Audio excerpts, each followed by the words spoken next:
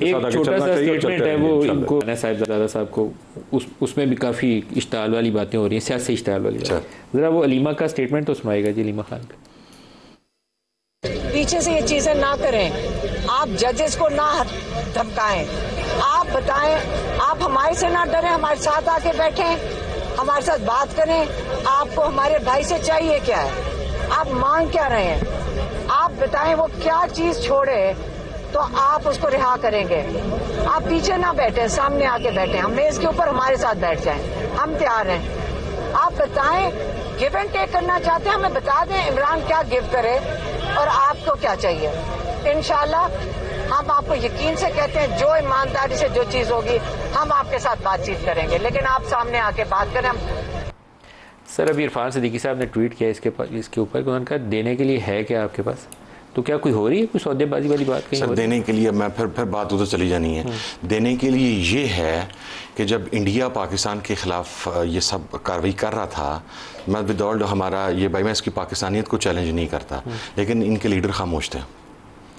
ये पाकिस्तान सर खामोश थे। आप मुझे give me one single statement of मियाँ नवाज शरीफ, मियाँ शहबाज शरीफ, मोहतरमा मरियम नवाज साहिबा, जो मोदी के बारे में और हिंदुस्तान के बारे में हो। सर आप मुझे दे दें। नहीं, दोनों की नहीं है, मरियम की भी नहीं है, नवाज शरीफ साहब की नहीं, मोदी के मुतालिक नहीं है। प्राइम मिनिस्टर ने मरियम ने इंडिया वाले और वॉर वाले इशू पे बोला, मोदी का नाम नहीं लिया। प्राइम मिनिस्टर ने फ्लोर ऑफ द हाउस पे जो तकरीर की है उसमें मोदी का नाम नहीं आया, वो sitting there in the national assembly. उन्होंने वो पसरूर की है ना टैंक के ऊपर, वो उस दिन सर वो टैंक चीफ साहब साथ खड़े थे, जहां से आप मुंतखब हो गए ना वहां पे अपने खड़े होकर नहीं आई ना सर। वो लोग जो डिजिटल दहशतगर्द थे, वो सोशल मीडिया वॉरियर, वो कौन थे? वो आप ही थे ना, हम थे ना सर, थे ना सर, वॉरियर बने बगैर किसी वजह को। ये हमारे पास देने के लिए ना सर। पाकिस्तान की मेजॉरिटी जो आवाम है वो तो इमरान खान बात हो रही है कि नहीं हो रही सर? नहीं सर, मैं एज इफ नाउ मैं कैटेगोरिकली कह रहा हूँ, किसी किस्म की को बात बैकडोर फ्रंट डोर बयान का नहीं सर। उन्होंने देखें, ये बात तो खान साहब ने भी की है ना, उन्होंने कहा फॉरगेट अबाउट मी, मैं अपने केस आपसे नहीं पूछूंगा, मैं नहीं, मुझे एक चीज चाहिए, मेरे अदालतें मेरा केस सुनती रहे, बस मेरिट पे फैसला करें। नहीं सुन रही सर।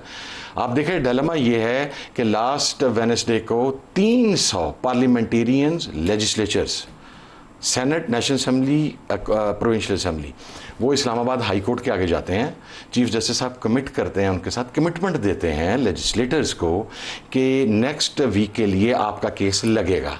व्हाट हैपन्स, वो 300 आज दोबारा खड़े हुए थे। जो लॉ मेकर्स हैं उनके साथ वध, और 300, I'm not talking about the ticket holders of Form 45, 47, जो 300 पार्लियामेंट में बैठे हुए हैं, उनके साथ अगर एक चीफ जस्टिस लॉ मेकर्स के साथ कमिटमेंट करके उसे पूरी नहीं करेगा तो क्या बात करें सर।